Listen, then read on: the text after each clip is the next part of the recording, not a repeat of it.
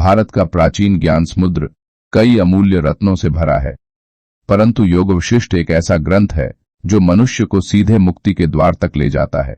आज की इस यात्रा में हम जानेंगे इस ग्रंथ का अधिकारी कौन है, इसका संबंध पूर्व रामायण से क्या है, ब्रह्मा ने इसकी रचना का आदेश क्यों दिया और मुक्तों की अवस्था कैसी होती है। योगवशिष्ठ ज्ञान किसी सामान्य जिज्ञासु के लिए नहीं, यह उस साधक के लिए है जो भीतर से जाग चुका हो। अधिकारी वह होता है जो संसार की नश्वरता को समझ चुका हो, जिसका मन स्थायी शांति खोजता हो, जिसके भीतर सत्य की प्यास जन्म ले चुकी हो, जो मोह और आसक्ति से थका हुआ हो। वैराग्य भूमि है और विवेक उसका बीज। जब दोनों परिपक्व होते हैं तब साधक अधिकारी हो जाता है। भगवान राम भी इसी कारण अधिकारी थे। युवावस्था में ही उनका मन संसार से उचाट हो गया था। विश्वामित्र और दशरथ यह देखकर चकित थे कि एक राजकुमार संसार से इतना उदास कैसे। राम ने कहा, मैं जिस सुख को पकड़ता हूं वह हाथ से रेत की तरह गिर जाता है। आनंद खोजता हूं पर मिलता नहीं। क्या यही जीवन है? योगवशिष्ठ को पूर्व रामायण कहा जाता है, इसलिए योगवशिष्ठ केवल संवाद नहीं, यह राम के आंतरिक उत्थान का महान वृत्तांत है। प्राचीन ऋषि मुनि बताते हैं कि योगवशिष्ठ का ज्ञान अनादि है। पहले ब्रह्मा ने यह ज्ञान वशिष्ठ को दिया और ब्रह्मा ने आदेश दिया, इस ज्ञान को मानव के कल्याण के लिए उपलब्ध कराओ। ब्रह्मा के निर्देश से यह ज्ञान गुरु शिष्य परंपरा से आगे बढ़ा। यही कारण है कि इस ग्रंथ को ब्रह्म ज्ञान का सार कहा गया। हे साधक, आज हम प्रवेश कर रहे हैं योगवशिष्ठ के उन पवित्र पन्नों में जहां से आत्मा की जागृति प्रारंभ होती है। आज का विषय है वैराग्य प्रकरण सर्ग 2। वैराग्य, जिसका अर्थ लोग त्याग समझते हैं, पर वास्तव में वैराग्य बाहर से नहीं भीतर से छूटना है। अनुराग नहीं, आसक्ति नहीं, संसार में रहकर भी संसार से ऊपर उठ जाना। महर्षि वशिष्ठ जैसे महासागर इस सर्ग में श्रीराम के भीतर आत्मज्ञान की ज्वाला प्रज्वलित करते हैं। वैराग्य प्रकरण वास्तव में श्रीराम की जागृति का साक्षी है। अयोध्या लौटते समय राम ने देखा जन्म, मृत्यु, रोग, दुर्बलता, श्रद्धा, शोक, मोह सभी एक ही नाटक के पात्र हैं। वे कहते हैं, क्या इस संसार का कोई तत्व वास्तविक है?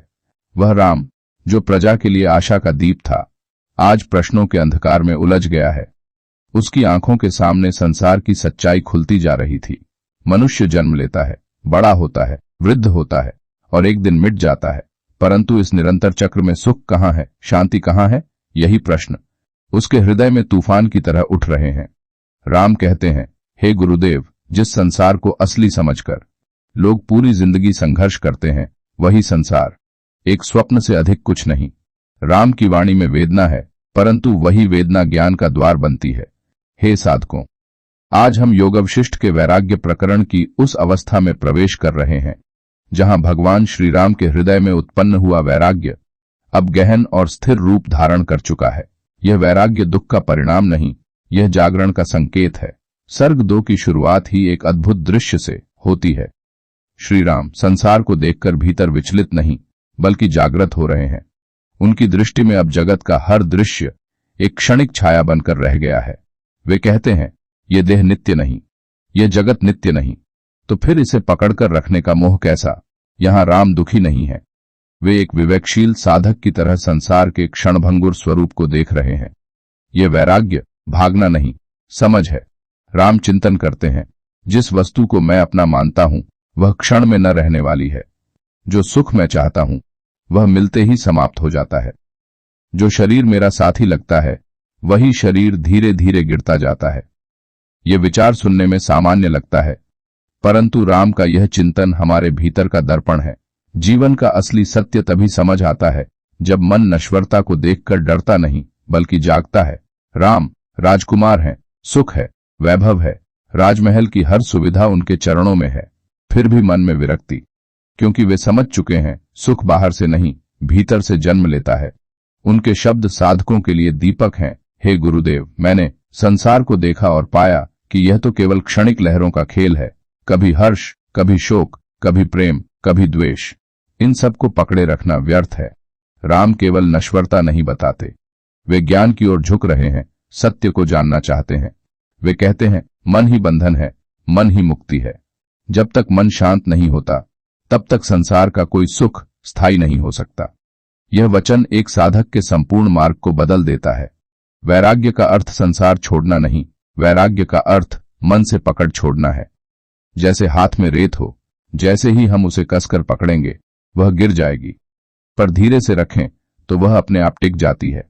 वैसे ही जीवन है, जिसे मजबूती से पकड़ोगे वही छूट जाएगा, जिसे सहजता से जियोगे वही स्थिर हो जाएगा। वैराग्य दुख नहीं, आत्मा की यात्रा का प्रारंभ है। जिस तरह सायंकाल सूर्य डूबता है और चंद्रमा उभरता है, उसी तरह जब मन संसार से थक जाता है तभी भीतर आत्मा का चंद्रमा उगता है। राम का यही वैराग्य आगे चलकर उन्हें महाज्ञान की ओर ले जाता है, जहां वशिष्ठ मुनि उन्हें ब्रह्मज्ञान प्रदान करने वाले हैं। संसार कभी स्थिर नहीं होता, जो स्थिर है वह केवल मैं, मेरी चेतना, मेरा आत्मस्वरूप है। जब यह सत्य हृदय में उतर जाता है तब वैराग्य दुख नहीं बल्कि उत्सव बन जाता है। वे कहते हैं, मनुष्य अपने शरीर को अपना मानता है, पर शरीर तो रथ है, चलते चलते टूट जाता है। मनुष्य धन एकत्र करता है, पर धन ऐसे उड़ जाता है जैसे पतझड़ में पत्ते। मनुष्य संबंध बनाता है, पर हर संबंध एक दिन हाथ से छूट जाता है। नित्य परिवर्तनशील वस्तु में नित्य सुख की खोज ही अज्ञान है। ये पंक्तियां आज भी सत्य हैं और रहने वाली भी हैं। हे साधक, आज हम उस सत्य के निकट आ रहे हैं जिसे समझ लेने पर जीवन का पूरा दृष्टिकोण बदल जाता है। संसार क्षणभंगुर है, क्षण भर में बदल जाने वाला, क्षण भर में उत्पन्न होकर मिट जाने वाला। यह भय का विषय नहीं, ये बोध का विषय है। जिस संसार को हम इतना विशाल समझते हैं वह क्षण क्षण बदलती घटनाओं का प्रवाह भर है। सूर्योदय हुआ, क्षणभंगुर। सांस भीतर आई, क्षणभंगुर। हंसी आई, क्षणभंगुर। दुख आया, वह भी क्षणभंगुर। जिसे पकड़ने की कोशिश करते हैं वही सबसे पहले हाथ से फिसलता है। यही संसार की प्रकृति है, आगत, अनागत और सतत परिवर्तन। हम जिसे मैं कहते हैं वह भी एक दिन धूल में मिल जाने वाला शरीर है। अभी यह शरीर सुदृढ़ दिखता है, कल वही शरीर थकान में बदल जाता है। कुछ वर्षों बाद वही शरीर वृद्धावस्था में प्रवेश करता है और एक दिन मौन, शांत, अचल होकर मूल तत्व में विलीन हो जाता है। परंतु जिस चेतना से मैं बोल रहा था, जो इस शरीर को देख रही थी, वह अमर है। यह समझ में आते ही संसार का क्षणभंगुर स्वरूप स्पष्ट हो जाता है। हम इस संसार में कितने लोगों से मिलते हैं, कुछ हमारे जीवन का भाग बनते हैं, कुछ राह चलते मुसाफिर की तरह मिलकर आगे बढ़ जाते हैं। मिलन भी क्षणभंगुर, वियोग भी क्षणभंगुर। बाल्यावस्था के मित्र कहाँ हैं, विद्यालय के साथी कहाँ हैं, कल तक जो परिवार साथ था, आज कितनों की स्मृति भी धुंधली हो चुकी है। यह दिखाता है संबंध भी प्रकृति के प्रवाह का ही भाग है। कभी मन प्रसन्न होता है, कभी मन उदास, कभी उत्साह में भर जाता है, कभी थकान में गिर जाता है। सुख और दुख दोनों का स्वभाव एक ही है, आगमन, प्रस्थान। जो आता है वह चला भी जाता है, जैसा तरंगों का स्वभाव, उठना भी, गिरना भी। इसीलिए ऋषि कहते थे, जो बदलता है उसे मन में न बांधो। हम महंगी वस्तुएं खरीदते हैं, घर, कपड़े, वाहन, पर समय के साथ सब पुराना हो जाता है। जिस वस्तु पर कल गर्व था, आज वही सामान्य लगती है। जिस घर को बनवाने में जीवन लग गया, उसी घर के निवासी बदलते जाते हैं। जैसे मेघ आते हैं और चले जाते हैं, वस्तुएं भी आते आते खो जाती हैं। संसार की क्षणभंगुरता को समझकर मन में भय नहीं आता, बल्कि मन हल्का हो जाता है, बंदिशें टूट जाती हैं, मोह कम हो जाता है। जिन बातों को हम जीवन मरण का प्रश्न बना लेते थे, वही बातें तुच्छ प्रतीत होने लगती हैं। यह समझ हमें वैराग्य नहीं बल्कि प्रज्ञा प्रदान करती है। जब यह समझ पक्की हो जाती है कि संसार का हर दृश्य बस कुछ क्षणों का अतिथि है, तब मन स्थिर होने लगता है। जो आता है आने दो, जो जाता है जाने दो। ना पकड़ने की हड़बड़ाहट, ना खोने का दुख। मन अपने मूल रूप में शांत, स्वच्छ और साक्षी बन जाता है। संसार की क्षणभंगुरता का बोध आत्मज्ञान का पहला चरण है। जब बाहरी जगत बदलता दिखता है, तब भीतर बैठा न बदलने वाला मैं स्पष्ट दिखाई देने लगता है। यही सत्य है, संसार अनित्य है, परंतु आत्मा नित्य है। राम के वैराग्य को देखकर लोग घबरा जाते हैं, क्योंकि उन्हें लगता है शायद राम संसार छोड़ देंगे। पर महर्षि वशिष्ठ समझते हैं, यह पतन नहीं, जागरण है। राम मृत या नकारात्मक नहीं हुए, बल्कि वे वास्तविकता को पहचान रहे हैं। राम कहते हैं, जो वस्तु आज है और कल नहीं, उस पर आसक्ति मूर्खता है। मैं स्थायी सत्य को खोजना चाहता हूं। यह वाक्य आत्मज्ञान के प्रथम कदम है। हे साधक, वैराग्य प्रकरण के सर्गों में एक क्षण ऐसा आता है जब श्रीराम का मन केवल उदासी में नहीं बल्कि अद्वितीय विवेक में स्थिर होकर चमकने लगता है। यह विवेक साधारण मनुष्य का नहीं, यह उस आत्मा का विवेक है जो सत्य को पहचानने के लिए जन्म लेती है। जब राम तीर्थयात्रा से लौटते हैं, उनके भीतर केवल वैराग्य नहीं, एक अद्भुत दृष्टि उत्पन्न हो चुकी है, संसार को ज्यों का त्यों देखने की दृष्टि। वे समझते हैं जीवन सुख दुख का मिश्रण है, जो आया है वह जाएगा ही, परंतु मैं कौन हूं यह जानना आवश्यक है। यही विवेक है। राम के भीतर उठी निराशा पलायन नहीं थी, वह विवेक था जो बताता है कि सच्चा सुख बाहरी नहीं आंतरिक है। वे राजसुख को अस्वीकार नहीं करते, पर उसका क्षणिक स्वरूप देख लेते हैं। वे संसार से भागना नहीं चाहते, बल्कि उसके पीछे के सत्य को समझना चाहते हैं। यह संत का विवेक है। राम कहते हैं, शरीर दुख का घर है और मन इच्छाओं का व्यापारी। ये बात नकारात्मक नहीं, बल्कि जागरण का संकेत है। वे देखते हैं कि शरीर परिवर्तनशील है, मन भी परिवर्तनशील है। तो मैं क्या हूं? जिसने शरीर को देखा और मन को भी देखा, वह तो कुछ और ही है। यही विवेक जन्म लेता है, जो साधक को आत्मा की ओर ले जाता है। राम जीवन के हर दृश्य को देखते हैं, धन, संबंध, यश, पद, सुख, दुख, पर उनके मन में उलझन नहीं होती। वे कहते हैं, यदि यह सब बदलने वाला है तो इसे अंतिम सत्य क्यों मानूं? उनका यह विचार हम सबके लिए गहरी सीख है। संसार को गंभीरता से देखो, पर उसे अपने ऊपर मत चढ़ने दो। यही विवेक मन को हल्का और मुक्त बनाता है। राम उदासी में नहीं डूबे, बल्कि प्रश्न करते हैं, मैं कौन हूं? यह जगत क्यों है? मुक्ति क्या है? जब मन इस स्तर के प्रश्न पूछने लगता है, समझ लेना कि विवेक अपनी ऊंचाई पर पहुंच रहा है। इन्हीं प्रश्नों के कारण आगे वशिष्ठ मुनि उन्हें ब्रह्मज्ञान देने वाले हैं। विवेक का अर्थ यह नहीं कि संसार से भाग जाओ। विवेक का अर्थ है संसार को समझकर उसमें अपना स्थान सही निश्चित करना। राम का विवेक यही था। वे राजकुमार थे, पर राजकुमार का मोह नहीं था। वे संसार में रहते थे, पर संसार उन्हें भीतर से छू नहीं पाता था। यही जागरण है, यही संतों का मार्ग है। राम का अद्वितीय विवेक हमें सिखाता है, जो बदलता है उसे पकड़ना नहीं, जो स्थायी है उसे पहचानना है, जो भीतर शांत है वही वास्तविक मैं है। जब मन यह जान लेता है, तभी वैराग्य उत्पन्न होता है, और वही वैराग्य आत्मज्ञान के द्वार को खोल देता है। राम का विवेक हमारे भीतर छिपे प्रकाश को जागृत करने का निमंत्रण है। वशिष्ठ मुनि राम को देखते हैं, उनकी आंखों में करुणा की वर्षा उमड़ती है। वे कहते हैं, हे राम, तू शांत हो, ध्यानपूर्वक सुन। अब मैं तुझे अध्यात्म का अमृत पिलाने वाला हूं। वशिष्ठ के इन शब्दों में दिव्यता है, ममता है और अद्वैत का प्रवाह है। वे राम को समझाते हैं, वैराग्य संसार से भागना नहीं, संसार को जानकर ऊपर उठना है। जिसने संसार का रहस्य जान लिया वही मुक्त होता है। आज हम उस दिव्य अध्याय की ओर बढ़ रहे हैं जहां करुणा स्वयं एक महर्षि का रूप धारण कर लेती है। योगवशिष्ठ में वशिष्ठ मुनि का ज्ञान जितना महान है, उससे भी अधिक महान है उनकी करुणा। जब श्रीराम संसार की नश्वरता, शरीर के अस्थिर स्वरूप और मन की अशांति को देखकर गहन चिंतन में डूब जाते हैं, तो महर्षि वशिष्ठ उनका मौन, उनका धैर्य, उनकी उदासी और उनकी आंतरिक चुभन सब समझ जाते हैं। उनका हृदय कह उठता है, ये केवल एक राजकुमार का दुख नहीं, ये एक साधक का जागरण है। इसे अब मार्ग दिखाना ही होगा। यही है वशिष्ठ की करुणा। वशिष्ठ मुनि जानते थे कि राम का वैराग्य भागना नहीं, बल्कि सत्य की प्यास है, और करुणा का स्वभाव यही है। जहां कोई सच्चा साधक जागता है, वहीं ज्ञान उसके पास बिना बुलाए पहुंच जाता है। वशिष्ठ राम से कहते हैं, वत्स, तुम्हारे मन में जो उद्वेग है वह तुम्हें मुक्ति के मार्ग पर ले जाने आया है। ऐसे शब्द केवल ज्ञान से नहीं, करुणा से जन्मते हैं। वशिष्ठ मुनि की करुणा का सबसे बड़ा चमत्कार यह है कि वे राम में किसी कमी को नहीं देखते। वे यह नहीं कहते, राम तुम उदास क्यों हो, तुम संसार से विमुख क्यों हो, तुम्हें ऐसा नहीं सोचना चाहिए। बल्कि वे कहते हैं, अच्छा है, यह जागृति है।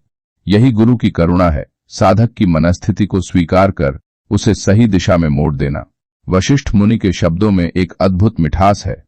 वे राम को किसी उपदेश द्वारा नहीं, बल्कि प्रेम द्वारा उठाते हैं। वे कहते हैं, राम, इस संसार के दुख का कोई अंत नहीं, परंतु तुम दुख के पार जा सकते हो। ये कथन केवल गुरु नहीं बोलते, ये करुणा बोलती है, जो हर साधक को अपनी गोद में बैठाना चाहती है। वशिष्ठ जानते हैं कि सिर्फ ज्ञान देना पर्याप्त नहीं होता। ज्ञान तब तक हृदय तक नहीं पहुंचता जब तक करुणा उसे सहलाकर मन में नहीं उतारती। इसलिए वशिष्ठ मुनि का स्वर कठोर नहीं, निर्देशक नहीं, अहंकारी नहीं, बल्कि मां की शीतल छाया जैसा है। सच्चा ज्ञान वही है जो करुणा से भीगा हुआ हो। राम कहते हैं, हे गुरुदेव, यह संसार तो दुखमय है। वशिष्ठ मुस्कुराते हैं और उत्तर देते हैं, वत्स, दुख संसार में नहीं, दृष्टि में है। दृष्टि को बदलो, संसार स्वयं बदल जाएगा। यह शब्द साधारण नहीं, यह राम के मन में छुपे शिवत्व और बल को याद दिलाते हैं। करुणा यही करती है, मनुष्य को उसका खोया हुआ आध्यात्मिक सामर्थ्य वापस दिलाती है। वशिष्ठ की करुणा का अंतिम रूप यह है कि वे राम की आंतरिक ज्वाला को देखकर संपूर्ण ब्रह्मज्ञान का महासागर खोल देते हैं। वे यह सब इसलिए नहीं बताते कि राम राजकुमार हैं, बल्कि इसलिए कि राम साधक हैं। करुणा साधक को पहचानती है, राजपद को नहीं। हे साधक, वशिष्ठ की करुणा हमें यह सिखाती है, जब साधक सच्चाई की तलाश करता है, गुरु उसके पास स्वयं आ जाते हैं। जब मन थक जाता है, करुणा उसे थामकर चलाती है। जब हृदय में विवेक जन्म लेता है, करुणा उसे ज्ञान में परिवर्तित कर देती है। वशिष्ठ का ज्ञान महान है, पर उनकी करुणा उससे भी महान, क्योंकि वही ज्ञान को हृदय तक पहुंचाती है। वशिष्ठ राम को कहते हैं, हे राम, यह संसार मन की कल्पना है। जब मन बदलता है, संसार बदल जाता है। राज्य भी स्वप्न, शरीर भी स्वप्न, सुख दुख भी स्वप्न। जब मनुष्य सोता है तो स्वप्न जगत में खो जाता है। जब मनुष्य जागता है तो इसी जगत को सत्य समझ लेता है। परंतु ज्ञानी दोनों को जानते हैं, दोनों ही मन के खेल हैं। यह जीवन एक स्वप्न है। यह वाक्य सुनने में रहस्यमय लगता है, पर जब मन इसे समझ लेता है तो उसकी सारी परेशानियां हवा में विलीन हो जाती हैं। जब हम रात में स्वप्न देखते हैं तो स्वप्न कितना वास्तविक लगता है। हम दौड़ते हैं, रोते हैं, हंसते हैं, कभी डरते हैं, कभी खुश होते हैं। पर जागने पर क्या होता है? स्वप्न का कोई मूल्य नहीं रहता। सब कुछ मिट जाता है। वशिष्ठ मुनि कहते हैं, जैसे स्वप्न, उसी प्रकार यह पूरा जगत भी एक महा स्वप्न है। यदि ध्यान से देखें तो हर क्षण जीवन बदल रहा है। चेहरा बदलता है, विचार बदलते हैं, संबंध बदलते हैं, परिस्थितियां बदलती रहती हैं। जो आज बहुत महत्वपूर्ण लगता है, वह कल उतना महत्वपूर्ण नहीं रहता। यह निरंतर परिवर्तन स्वप्न की ही तो निशानी है। स्वप्न स्थिर नहीं और जीवन भी स्थिर नहीं। वशिष्ठ मुनि कहते हैं, जो उत्पन्न होकर नष्ट हो जाए उसे सत्य नहीं कहा जा सकता। यह शरीर जन्मा है, नष्ट होगा। यह संबंध बनते हैं, टूटते हैं। यह मन क्षण क्षण नई बातें सोचता है। यह संसार क्षण क्षण नई लहरें उत्पन्न करता है। तो जो स्वयं स्थायी नहीं, वह स्वप्न जैसा ही तो है। जब आप स्वप्न देखते हैं तो एक स्वप्न व्यक्ति दुखी होता है, डरता है, भागता है, पर जागने पर आपको एहसास होता है कि वह स्वप्न व्यक्ति आप नहीं थे। उसी प्रकार इस जागृत जीवन में भी जिसे आप मैं मानते हैं, वह शरीर, वह मन, वह भी स्वप्न का पात्र है। सच्चा मैं तो भीतर का साक्षी है, जो न जन्मा है न मरेगा। यह समझ जीवन को हल्का कर देती है। स्वप्न में किसी ने आपको अपमानित किया तो जागकर क्या आप उसका बदला लेने जाते हैं? नहीं, क्योंकि आपको पता है वह स्वप्न था। उसी प्रकार जीवन के दुख, पीड़ा, संघर्ष सभी स्वप्न की ही तरह क्षणिक हैं। यह सब केवल मन के भीतर का खेल है। जो इसे समझ लेता है उसके लिए दुख का अस्तित्व ही समाप्त हो जाता है। वशिष्ठ मुनि कहते हैं, संसार को स्वप्न मानकर तुम भय से मुक्त हो जाओगे। स्वप्न को पकड़ने की इच्छा छोड़कर तुम मोह से मुक्त हो जाओगे। जब मन यह समझ लेता है कि यह जगत स्वप्न है, तो वह शांति में डूब जाता है। न अपेक्षा, न शिकायत, न दुख, सिर्फ एक गहरी साक्षी भाव की शांति। हे साधक, जीवन को स्वप्न समझना भागना नहीं है, ये एक जागरण है। जब स्वप्न जगत में मन जाग जाता है तो वह आत्मा के प्रकाश को पहचानने लगता है। यही अवस्था बुद्धत्व, ऋषित्व और आत्मज्ञान की ओर ले जाती है। वशिष्ठ का संदेश सरल है, जीवन स्वप्न है, पर तुम स्वप्न नहीं, तुम वह प्रकाश हो जो स्वप्न को देख रहा है। वशिष्ठ बताते हैं, वैराग्य के बिना मन स्थिर नहीं होता, और मन के स्थिर हुए बिना आत्मज्ञान का प्रकाश प्रकट नहीं हो सकता। चित्तस्य शम एव योगः, मन का शांत होना ही योग है। वैराग्य का अर्थ संसार को त्यागना नहीं है, वैराग्य का अर्थ है संसार को सही दृष्टि से देखना। वैराग्य इसलिए आवश्यक है क्योंकि जीवन बहुत सूक्ष्म है, अत्यंत नाजुक है, क्षण क्षण बदलने वाला है। जिसे हम स्थायी समझकर पकड़ लेते हैं, वही एक दिन हाथ से छूट जाता और तब मन टूट जाता है। अस्तित्व भर में पीड़ा दौड़ने लगती है। वैराग्य हमें इस पीड़ा से मुक्ति का मार्ग दिखाता है। महर्षि वशिष्ठ बार बार कहते हैं, हे राम, जहां मेरा तेरा है वहीं सारी पीड़ा है। जब मन किसी वस्तु, व्यक्ति, विचार या परिस्थिति से चिपक जाता है तो संसार का हर परिवर्तन एक घाव बन जाता है। वैराग्य इस चिपकन को खोलता है और मन को सहज, मुक्त, निर्मल बना देता है। वैराग्य हमारे भीतर वह प्रकाश जगाता है जिससे हम सत्य और असत्य, नित्य और अनित्य, कल्याणकारी और अकल्याणकारी में भेद कर पाते हैं। वैराग्य वह चाबी है जो विवेक के द्वार को खोलती है। बिना वैराग्य के साधना अधूरी है। साधना का केंद्र मन है और मन तब तक शांत नहीं हो सकता जब तक वह इच्छाओं के जंजाल में उलझा हुआ है। इच्छाएं मन को खींचती हैं, कभी भविष्य की ओर, कभी अतीत की ओर। वैराग्य मन को वर्तमान में स्थिर कर देता है, जहां आत्मा का अनुभव बहुत सहज होता है। देखिए, जब हम कोई भारी बोझ उठाते हैं तो कुछ कदम चलना भी मुश्किल हो जाता है। इसी तरह इच्छाएं, महत्वाकांक्षाएं और अपेक्षाएं मन पर भारी बोझ बन जाती हैं। वैराग्य इन बोझों को उतार देता है। फिर जीवन एक सरल, सहज और सुंदर यात्रा बन जाता है। जहां आसक्ति होती है वहां प्रेम दूषित हो जाता है, वह मांग बन जाता है। वैराग्य प्रेम को निर्मल करता है। फिर प्रेम में अपेक्षा नहीं रहती, सिर्फ करुणा, पवित्रता और आत्मीयता रहती है। श्री राम ने जब संसार की क्षणभंगुरता समझी, तभी वशिष्ठ मुनि ने उनके भीतर ज्ञान का बीज बोया। अज्ञान तब तक टूटता ही नहीं जब तक मन संसार को स्थायी समझता है। वैराग्य वह क्षण है जब मन पहली बार अपने भीतर साक्षी को देखना शुरू करता है। यही साक्षी भाव आगे चलकर आत्मज्ञान बनता है। संसार परिवर्तनशील है, यह उसका धर्म है। वैराग्य इस सत्य को स्वीकार कराता है और स्वीकार ही वह द्वार है जहां से शांति भीतर प्रवेश करती है। वैराग्य कोई कठोर तपस्या नहीं, ये कोई जंगल में भाग जाना नहीं। ये मन में एक सुगंध है, सब कुछ होते हुए भी अंदर से हल्का, मुक्त और शांत रहने की। वैराग्य आवश्यक है क्योंकि यह मन को दुख से मुक्त करके अपने वास्तविक स्वरूप, शुद्ध, अचल, प्रकाशमयी आत्मा से जोड़ देता है। राम वशिष्ठ की वाणी सुनकर अपने भीतर डूबने लगते हैं। उनका विवेक, उनकी पवित्र बुद्धि, उनका संकल्प अत्यंत निर्मल हो जाता है। वह कहने लगते हैं, हे गुरुदेव, अब मुझे संसार नहीं, अपने वास्तविक स्वरूप को जानना है। वैराग्य का सबसे पहला संकेत है मन का बाहर से हटकर भीतर की ओर प्रवाहित होना, और यही अवस्था राम में प्रकट होने लगी थी। वे अयोध्या के राजकुमार थे। चारों ओर सम्मान, ऐश्वर्य, प्रेम, भव्यता, सब कुछ था। परंतु एक दिन अचानक मानो उनके भीतर किसी ने प्रश्न जगा दिया, मैं कौन हूं? यह संसार क्या है? और ये नश्वर वस्तुएं मुझे इतना व्याकुल क्यों करती हैं? राम के भीतर प्रश्न उठने लगे। सुख कहाँ है? क्या मृत्यु से बचा जा सकता है? क्या यह संसार वास्तव में वैसा है जैसा दिखाई देता है? और यदि नहीं, तो फिर सत्य क्या है? यह प्रश्न ही वह द्वार है जहां से अंतर्मुख यात्रा शुरू होती है। राम जब महल की छत पर बैठते तो बाहर की चहल पहल उन्हें विचलित नहीं करती। उनकी दृष्टि मानो किसी अदृश्य बिंदु पर ठहर जाती। प्रकृति की हर वस्तु, वृक्ष, नदी, पक्षी, बादल उन्हें एक ही प्रवाह की कहानी कहती प्रतीत होती थी। सब कुछ बदल रहा है, सब चल रहा है, और इस परिवर्तन के पीछे कोई शाश्वत सत्य है। इस अनुभूति ने राम को भीतर खींच लिया। जब मन बाहर से हटता है तो भीतर एक विशिष्ट शांति फैलती है। राम के भीतर भी वही दिव्य शांति प्रकट हुई, एक स्थिरता, एक साक्षी भाव, एक अनाम मौन। अंतर्मुख होने का यही अर्थ है, भीतर के मौन को सुनना। राम अब उसी मौन की ओर खींचे चले जा रहे थे।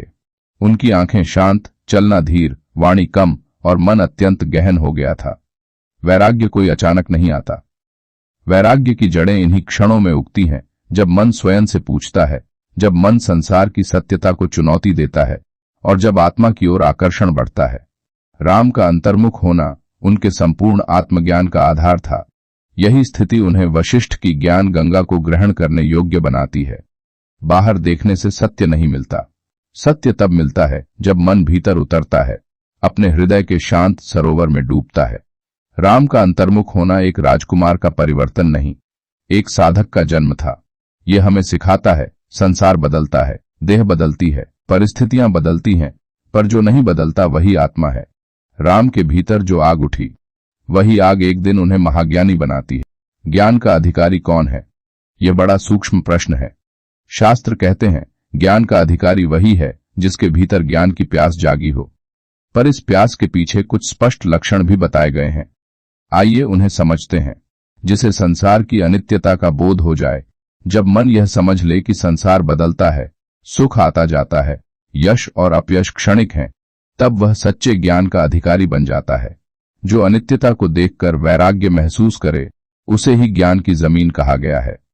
जिसके भीतर सत्य की खोज हो, जिसके मन में यह सवाल उठे, मैं कौन हूं? जीवन का उद्देश्य क्या है? क्या सिर्फ खाने पीने, कमाने खर्चने से जीवन पूरा होता है? यह प्रश्न ही बताता है कि ज्ञान का द्वार खुल रहा है। जिसे दुखों का समाधान चाहिए, न कि सिर्फ दुखों से भागना। जो कहे, मैं अपने मन की जड़ पीड़ा को समझना चाहता हूं, वही वास्तविक साधक है। दुनिया से भागने वाला साधक नहीं होता, दुनिया को समझने वाला साधक होता है। जो शांति चाहता है, पर भीतर से शांति घर, धन, लोगों, वस्तुओं से नहीं मिलती, यह समझ जिसे हो जाए वह ज्ञान का अधिकारी बनता है। क्योंकि यह समझ आने के बाद मन बाहर से हटकर भीतर की ओर मुड़ने लगता है। जो गुरु वाणी को ग्रहण करने योग्य हो, जिसके मन में सरलता, विनम्रता, प्रश्न पूछने का साहस, सुनने की श्रद्धा हो, वह गुरु के ज्ञान को सहजता से धारण कर लेता है। अहंकारी और जिद्दी मन ज्ञान की धारा को रोक देता है।